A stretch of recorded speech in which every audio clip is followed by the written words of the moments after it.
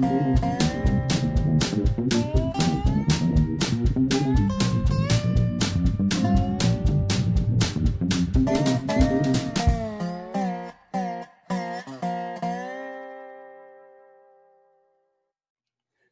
is Dave Monk of Prairie Monk, WAFT Champaign 90.1 on your FM dial.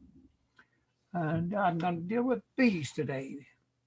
My sister calls me every once in a while from Australia and reminds me of some of the things I used to do. Our next door neighbor was a beekeeper, and I would come home from boarding school and that would be my summer job.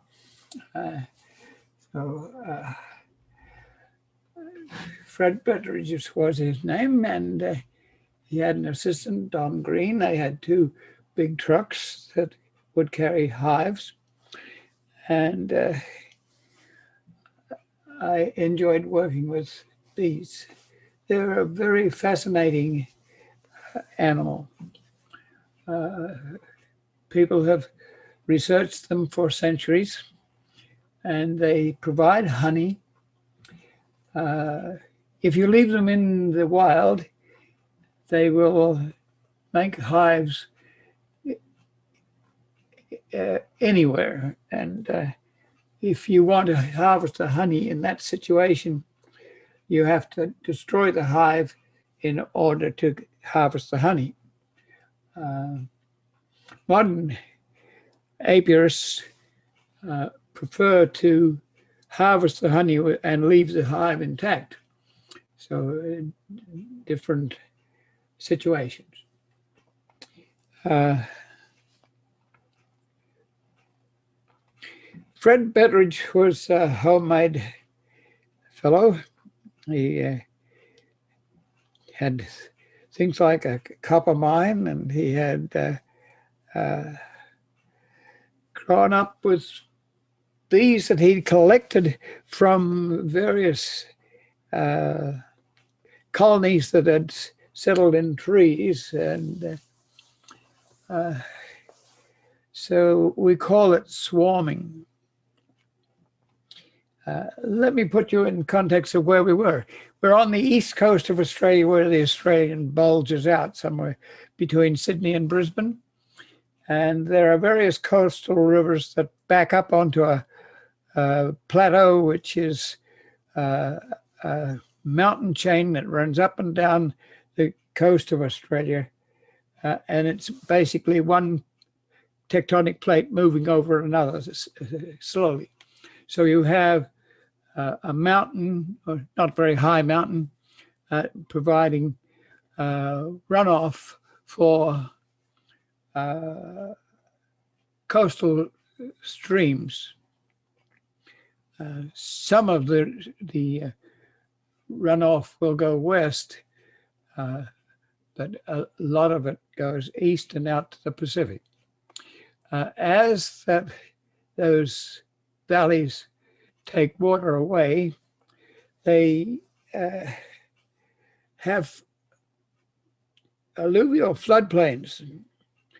They're reasonably rich because that escarpment, as the tectonic plates move, it creates a little bit of a volcanism, and you get volcanic material. So up on the range, there are volcanic soils, and they leach and run into the alluvial floodplain and give it some richness.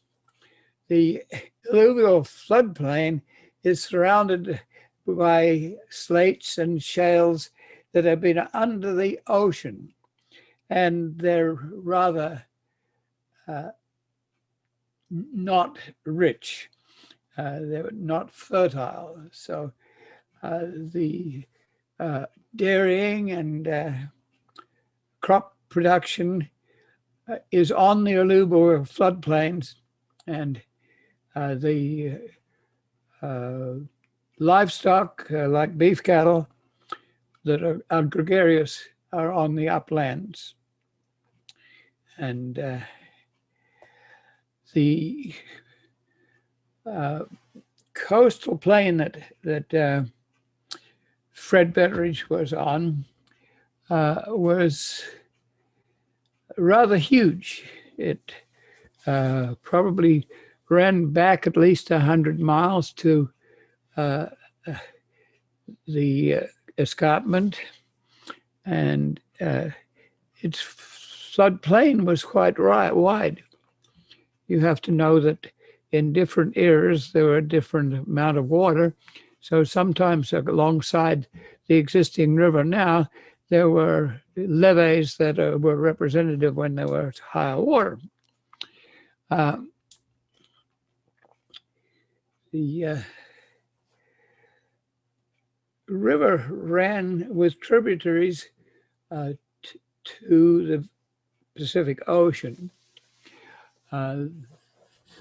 There was cane to provide sugar, and so many farmers were sugarcane farmers, and there was a big sugarcane mill downstream. So we're at Swan Creek, and we're setting off to check out the bees. The first thing we should let you know is the structure of a beehive in modern days. The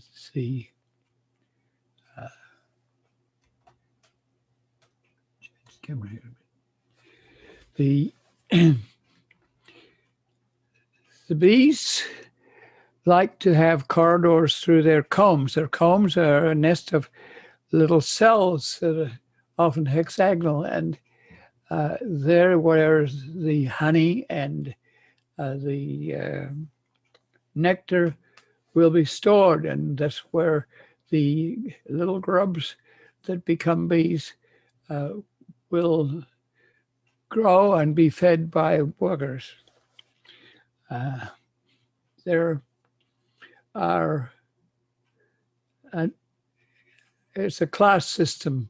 You have a queen bee and worker bees that are sterile, females, and drones that are slightly bigger, and their only function is to fertilize the queen.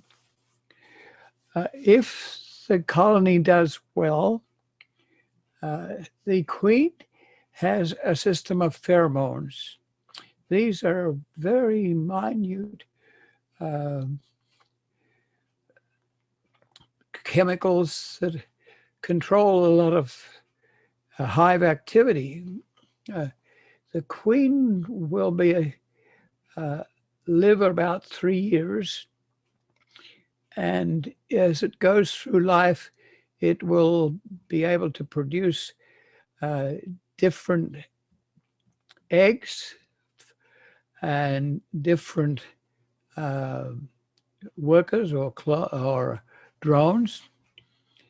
And the workers the queen will probably last about 3 years, but the workers will only last about 14 weeks at the most. But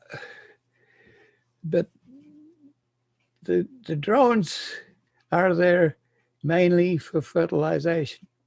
If the hive gets to be overflowing and a little bit crowded, the queen, as it pheromones and inspires the workers, will create places for new queens. And they have the alternative of replacing the existing queen, or they can escape. So usually there's several queens created, and some will escape and find a location. It might be in a tree, in a stump, or a hollow log, and these days it might be behind your window sash or underneath your stoop or in your attic.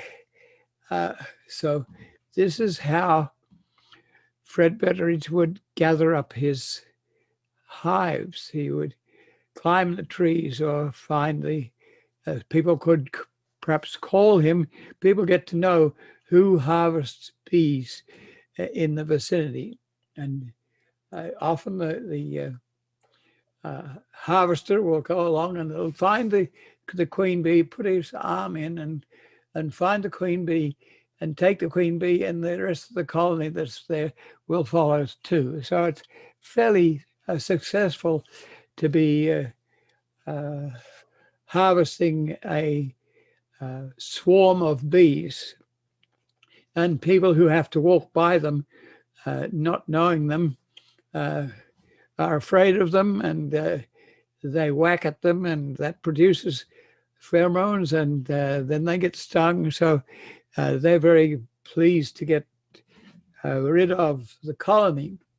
So Fred must have had about 400 hives, I would think. And he'd been at it for quite a while. He was on the uplands, which are not the very fertile part of the Australian landscape, or the coastal landscape. And there were flatlands where on the alluvial floodplain he would have clovers. And some of the best honey is clover honey. You have to know that the bees ingest the honey to the extent that you can have flavors. So a bee family will often have clover honey or ironwood honey or bloodwood honey, or these are different trees and they have different flavors, and so you can use them as you would different jams.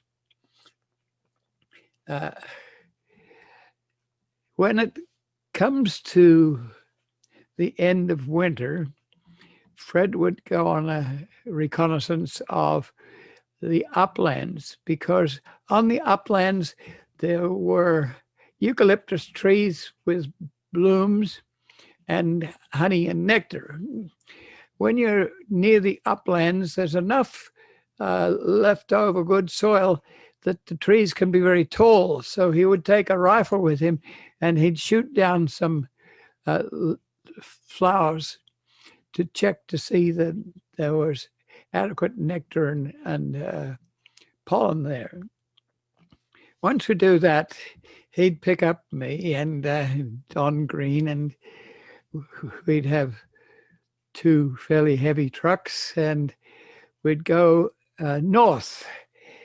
Fred had a contract with an area that was called a heath.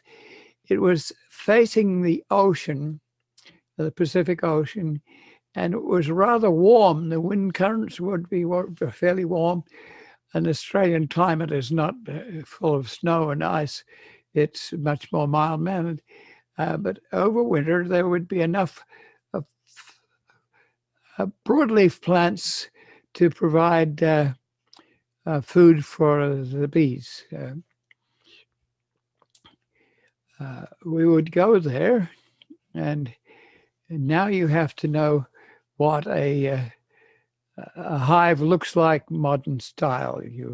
You have a box. You convert this rambunctious amorphous mound of passageways and combs and wax in an old tree stump and make it more amenable.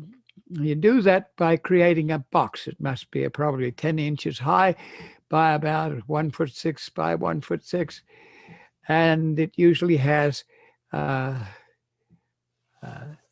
10 frames, and conveniently the frames are usually made so that they're just wide enough apart that the insects can move around, so they don't have to create trails, and you can lift them out. You can lift those frames out to inspect them for disease or well health. A beekeeper can very quickly assess the quality of a hive.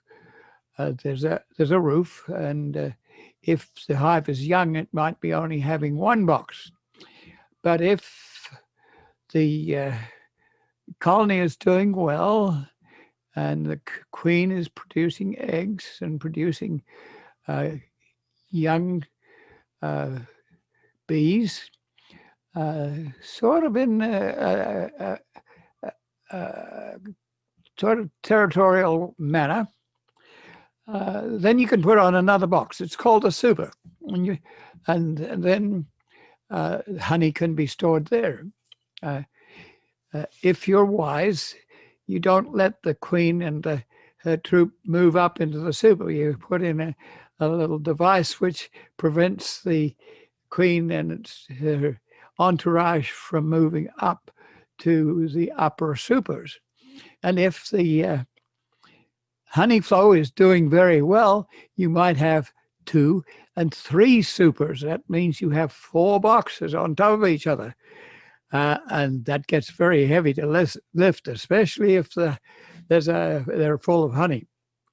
So there's a roof, and there's a little slot at the bottom of the hive which allows the bees to fly in and out.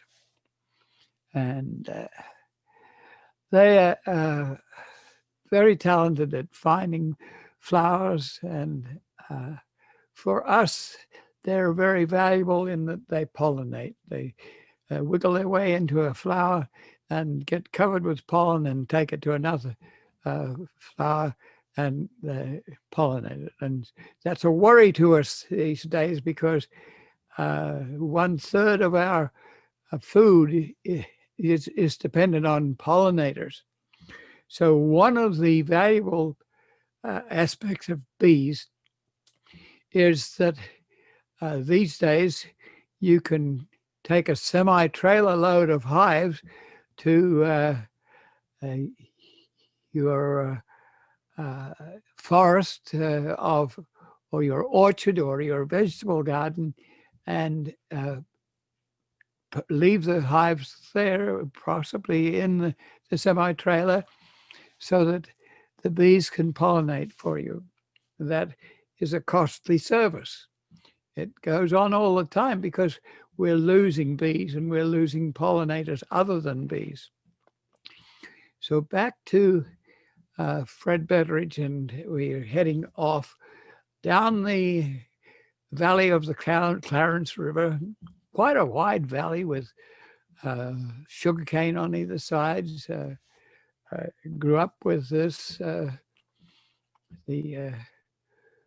world loves sugar.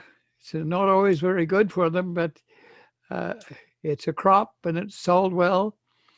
And you have to cut it, and it goes onto a barge, and the barge goes down the river to a sugar processing plant.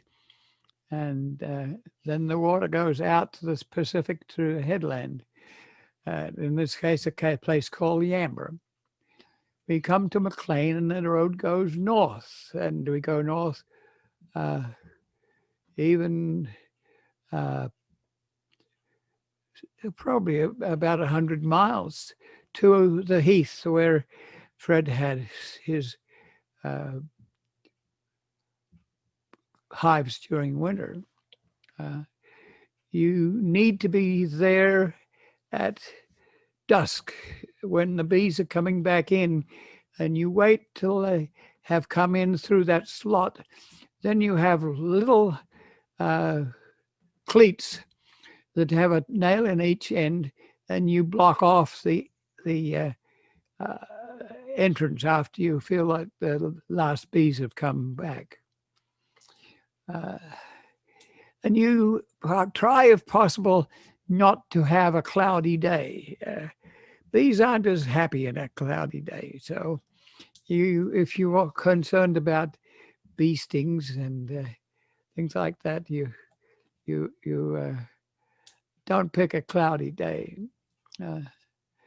I'm not sure that I've said anything about how you dress for bees. Uh,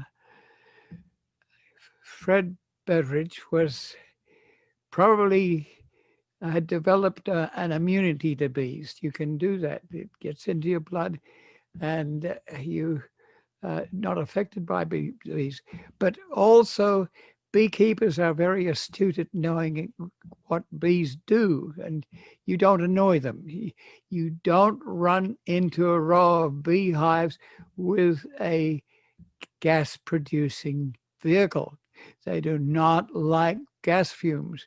So if you want to annoy a colony of beehives, then just drive a vehicle down by them. You usually have them that far apart because you're going to lift these hives up onto vehicles and take them perhaps 200 miles to a new source of food.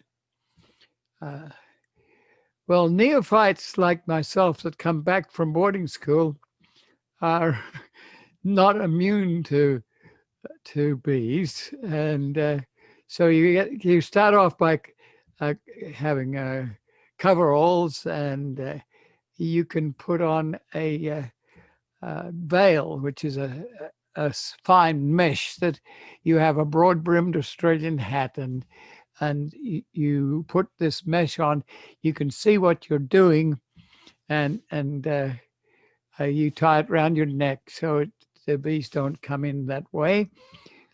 And you have gloves, but all of those things are pretty annoying in that they stop your movement. They are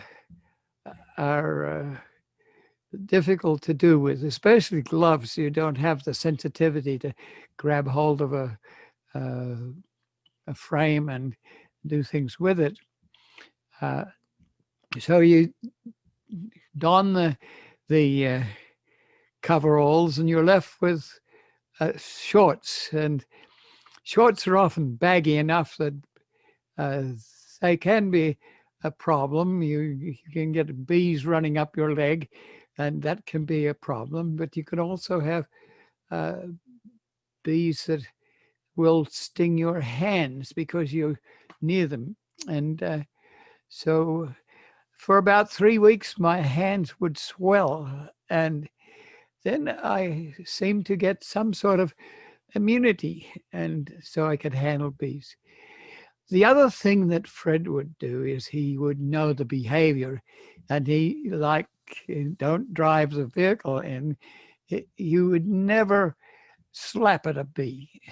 You would take your bee, if it's in your hair, you move it very slowly and move it out in a friendly manner. And it doesn't seem to worry about that, and it doesn't want to sting you either.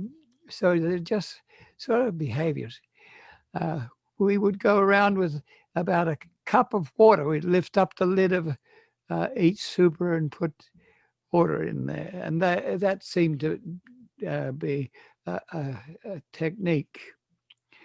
Well, one of the things that you have to know is that this colony has been harvested, so it doesn't have 4 layers of supers. So you could actually lift these. 2 people on a hive, or 1 if you're lucky and you have strong muscles. You put them onto the truck and leave a little pad, which is often there for next year. We take those bees and drive carefully up the ridge, almost to the mountain behind. And you do this overnight. And you put the hives down in lines so that you can unload them or load them easily. And you're very tired by the time you finish that activity. But you might stay over, and Fred was a bushman, and he would do things like uh, if we ran into a snake, and the Australians have a lot of snakes, and he'd grown up with a bunch of ewes that they used to t- tease snakes. So I can remember Fred uh, in the morning teasing a quite a long snake. It might have been 8 or 10 feet long, and it was answering with uh, its fangs out, and eventually uh, Fred would leave it alone. But he'd grown up with that sort of play toy. Uh,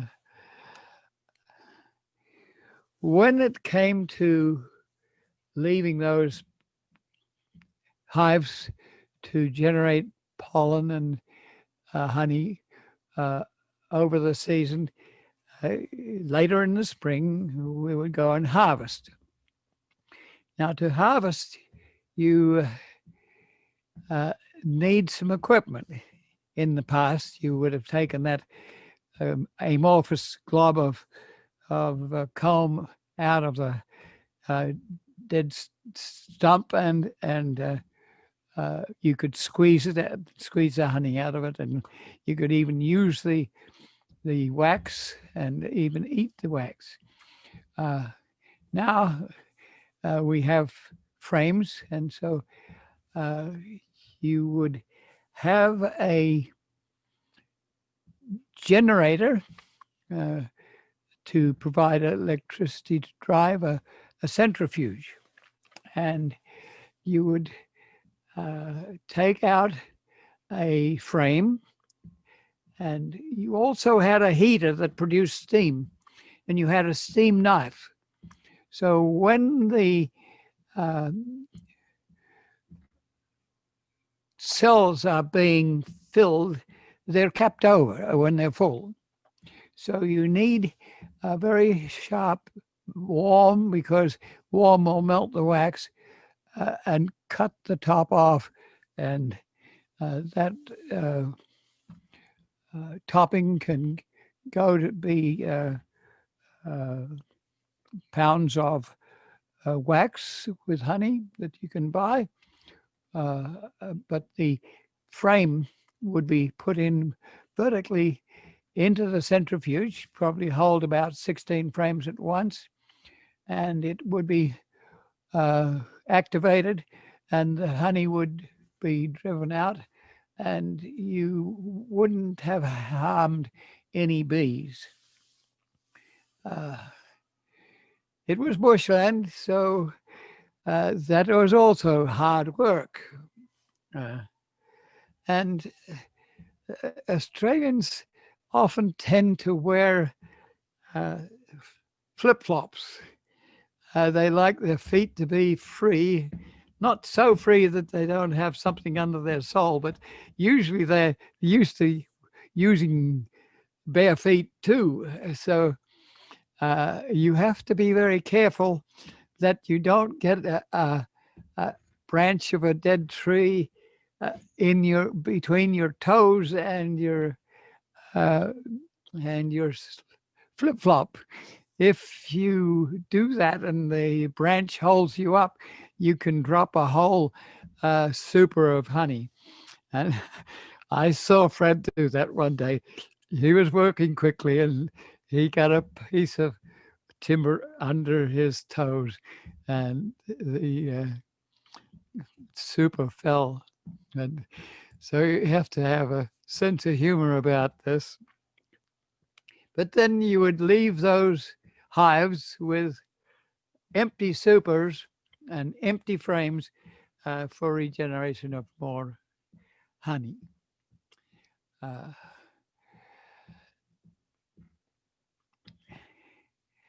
I'm trying to think what other. We would come back down to the Clarence River. You were in the uplands, and you could almost look over the Clarence River with Grafton as its city.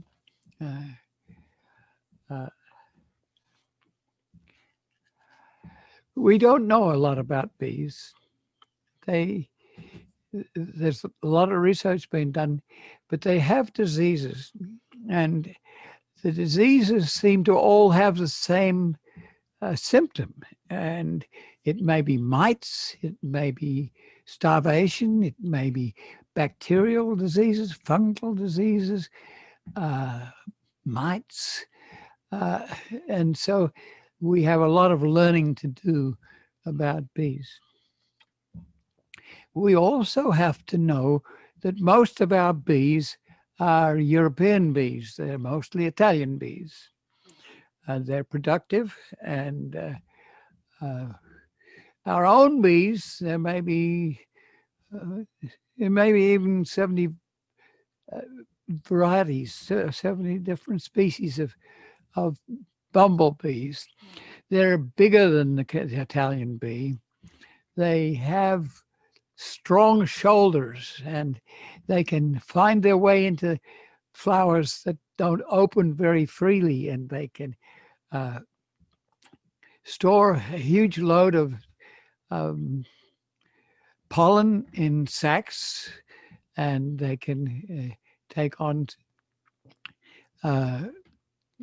nectar, and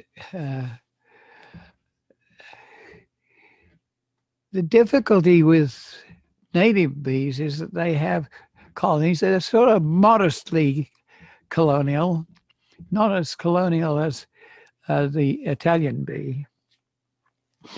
And they nest in sort of rubble, and they're not very easy to harvest. So, but we need the bumblebees for pollination. We usually, if we're doing prairie preservation, we don't invite Italian bees to come and pollinate. We tend to want to encourage our native bees. And May Berenbaum, who's head of the entomology department, spends a lot of her time with grad students and PhDs and staff members who research on bee behavior and bumblebee behavior especially. There are places where you'll find different bees. In Europe, for instance, there are bees that are in the north, in Sweden and Norway and places like that, that are different from bees that are in the south, in Italy and places. They're different niches. And the same goes for the flowers that they want to work. The flowers have beautiful petals. Let me tell you that the broadleaf flowers are different from grasses. If you look at a prairie and look at grasses, they're all wind pollinated. They have huge pollen sacs, and the wind blows across the field. And if you're standing at a field of all grasses in a prairie, then you can see the ripple of the wind going across the field. It's very artistic. That's grasses: big blue stem, little blue stem, Indian grass, switchgrass, bootaloo, and other grasses, but they're the main ones. The broadleaves are nestled in amongst the grasses. If you are lucky, you don't have too many grasses, because they can get to be aggressive and deny the broadleaves. But the broadleaves are very interesting, and they have petals, and the petals have colors, and the bees can recognize more colors than we can recognize. They can also work on ultraviolet light, and so they can also communicate with their antenna, and they can dance, and they have a language of their own. We don't know a lot about that either, but we had some very interesting researchers who looked at that.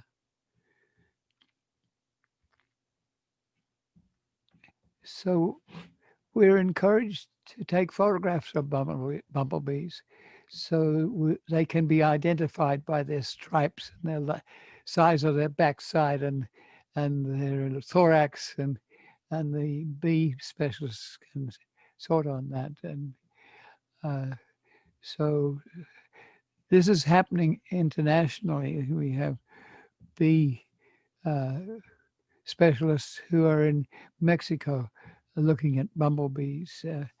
I don't know whether they migrate, but that's a possibility too. But certainly, certain flowers are more favorable to bees, whether they be bumblebees or European bees. Uh,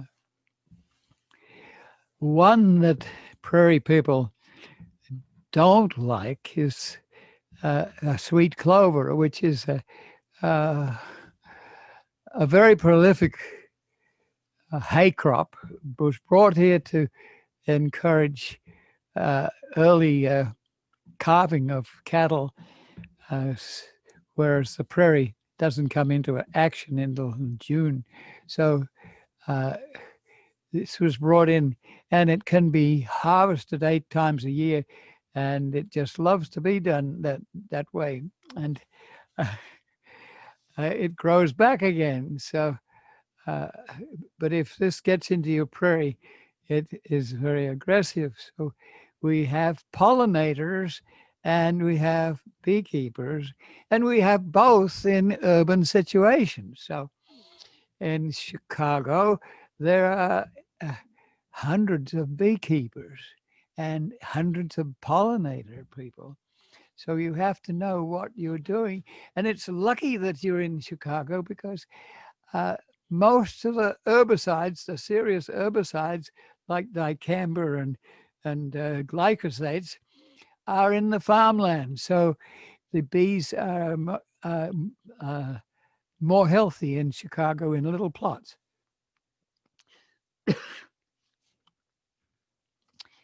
Uh, but then you need to know what you need to plant, and you can go to webinars and seminars to find out what you could plant in a 10 by 10 square. And that not only helps bees, but it helps other pollinators, some butterflies and monarch butterflies. I just harvested baptisia seed, and I brought it home and went to take the yellow seeds out of it. It's sometimes called forgotten, but baptisia is the botanical name.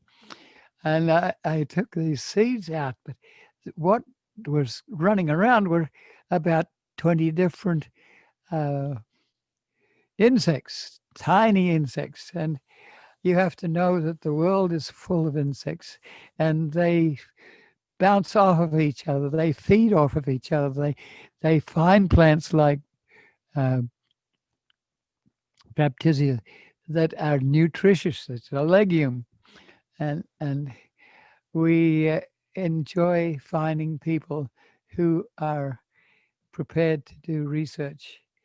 Sometimes you can do research without a lot of uh, laboratory equipment. You can watch what happens when the bees arrive, what flowers do they uh, land on, and some of them are very interesting to watch. They can load themselves with pollen and nectar to the point that when they leave a flower, they almost have to go down in order to get speed up to get up and go to another plot of flowers. Uh, I had some of these questions this week. I had some English as a second language people come. I go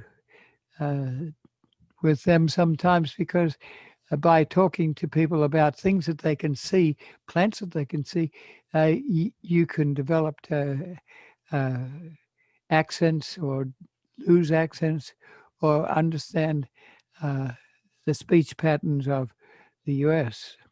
So we were in Meadowbrook, which is rather large area. I would think it might be at least 50 acres.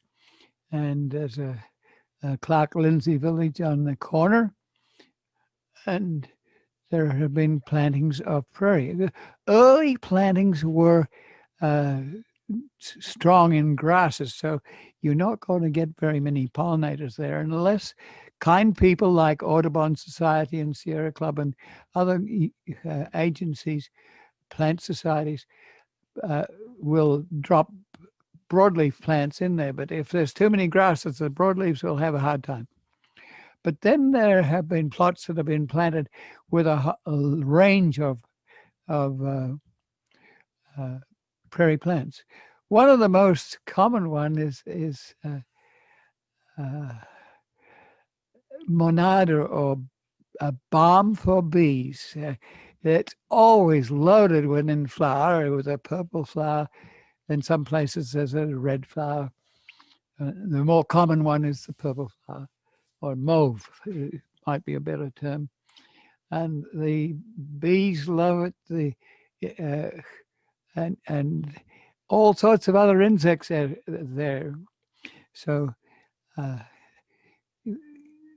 plants like that would be good candidate for being in your little urban plot. Uh, uh, so we walked around Meadowbrook Park. There are still insects on the last of the plants. Even the New England aster, which flowers into the fall, was not in exhibit anymore. It had gone into its stage of dormancy, and it was ready for a seed to be harvested. We harvest the asters late in the fall because that's when they're there. If you look at the year on a prairie, you'll get the liliaceous plants early in the spring, and you'll get other plants at a peak in June and July and August. But the asters, and there are many varieties of aster, or many species of aster, that have to be harvested late in the fall, and they don't come all on the same day. You have to know that one, like the frost aster, will come in a different time than the New England aster, and the Asia blue aster will be different again. So you have to visit the prairie many times to get a full spectrum prairie.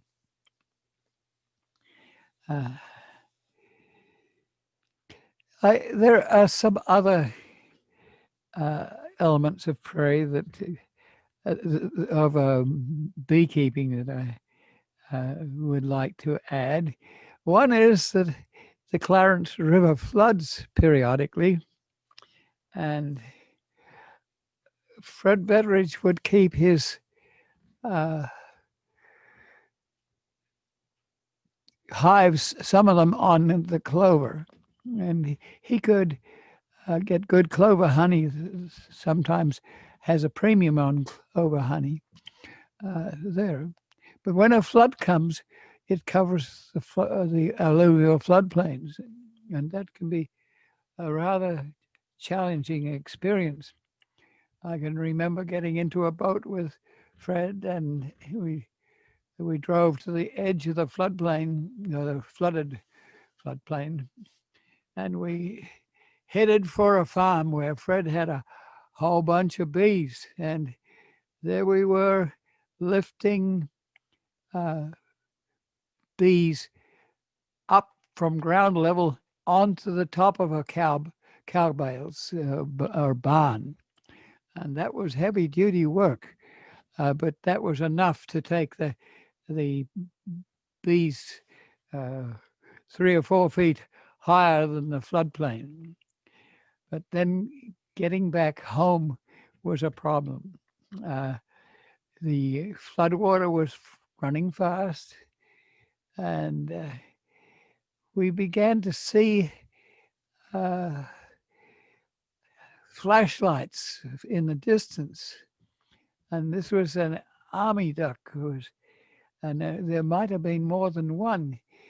And my mother had gotten worried about us, and she had called the police, and the army had come to see our problem. We by that time we had almost got home, so we never did really meet up with the army ducks that were looking for us, but we had to row very, very strongly to get up onto drier land and home.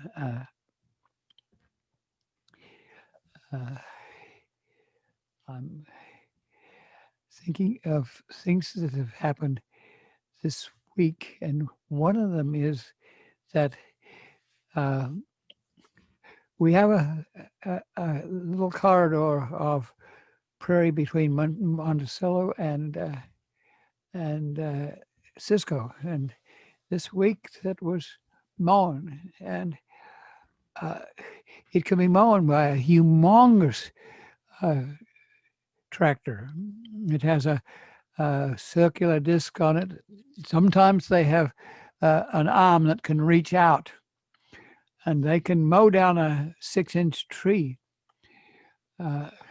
which is okay for us because the trees are often autumn olives, and they're an invasive tree. They only get there because the railroads needed drainage. These were very wet counties, and in order to put in agriculture or even to have cattle, you had to drain.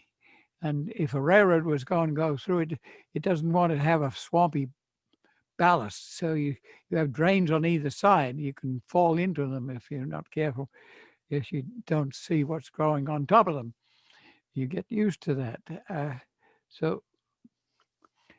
But the era of mowing has included hand mowers and chainsaws and mechanical devices. And I have Ron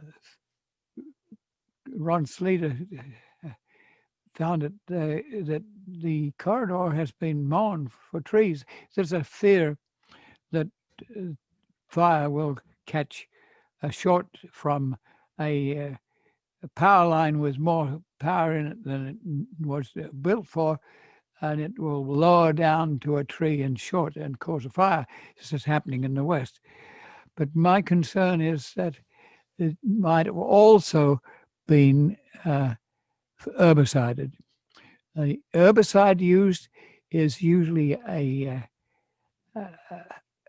glyphosate, which is Roundup, but it also has added chemicals that will stop a tree from growing for 3 years. And so help me, that takes out your prairie. So I'm waiting till I get a vehicle where I can get out there and check out to see what happens to our prairie under the stanchions where Ameren has power easements. And they have the right to take out those trees, and we have the responsibility to take them out too. But we haven't had a lot of wherewithal and to take them out. We do it occasionally, and we fire, and that helps. It's a constant job. So herbicide is very convenient, but it's very deleterious. It certainly takes out all the plants and the creatures too. And so we like to be given notice when that is going to happen, and we get notice, but invariably it just says we're going through your project, and they don't tell us where they're going to be. And we have 33 miles of railroad bed out there, and it could be on any different plot of land. So we need to communicate with the power people. We all want power, but we also want the birds and the bees and the prairie that is so rare. Uh, I think you need to be careful where if you're going to do apiary or uh, have a one or two hive in your backyard, be careful there. You can't put them just everywhere. Uh, we put a little prairie in as an entrance to Rantoul Library, and it was on either side of a walkway into the library. And it just happened that this prairie grew very, very well, and it invited a lot of insects. And we very shortly realized that people were walking around the lawns that were on a little distance from this setting, and so you have to be careful that the people that are going to go walk through neophytes as far as insects are concerned. You also have to know that there's a difference between wasps and uh, and bees. We this week have an emergency out west where the scientists have found a wasp that is very damning. It can kill bees, and so they're watching. Wasps can sting you, and they don't lose their internal organs. They can sting again. So they're in a different category. But be careful where you put your prairie and your insects. And there's another problem, and it's that the prairie falls over. It is dependent on its friends and relatives to stay up straight. And often, if you have an 8-foot prairie, it's holding up other elements. And if you put a path through, then the prairie falls over and becomes a nuisance on the path. So you have to maintain the path. And we have that problem if we put a rail bed through a rail trail through on the ballast, then invariably things like big blue stem and dock and compass plant and are going to fall over the path, and that's often an annoyance to people. And we don't want to annoy people because we want them to help us preserve the prairie. So we want them to observe and have fun in the prairie. I'm getting near to 5 minutes to the hour, and I want to say that this is a time when I like to say something about weft. And we've been having Zoom sessions with weft, and I enjoy saying it's not the ideal where you get a lot of people together, but it's really fun to at least see our images of ourselves, and there's some verbal communication there. And so I like to leave space for some advertising for weft. I sometimes want to wonder if weft couldn't extend to visual, and I talked about that last week. A lot of our communication these days is visual, and radio is tremendously valuable, especially for imagination and for different settings and different language. But we also need the visual part of our communication empire. uh, uh, even if you just take a photograph of an insect that you see amongst your seeds, that's an education, even if you don't ever use the electronic photograph. But then you can send it to a friend, and gradually you can get to be able to put together a video or a still uh, show. A still show is much easier to work with because you don't have to be surveilling your video to find out where the appropriate piece was and was it too long and too short. So neophytes should work with still photographs, whether they've been taken by their cell phone or by with their uh, more specialized camera. So this is Dave Monk, your Prairie Monk, WEFT Champaign 90.1 on your FM dial.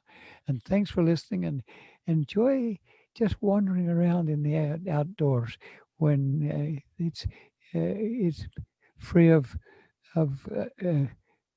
some of the viruses that are in urban setting. And thank you for listening.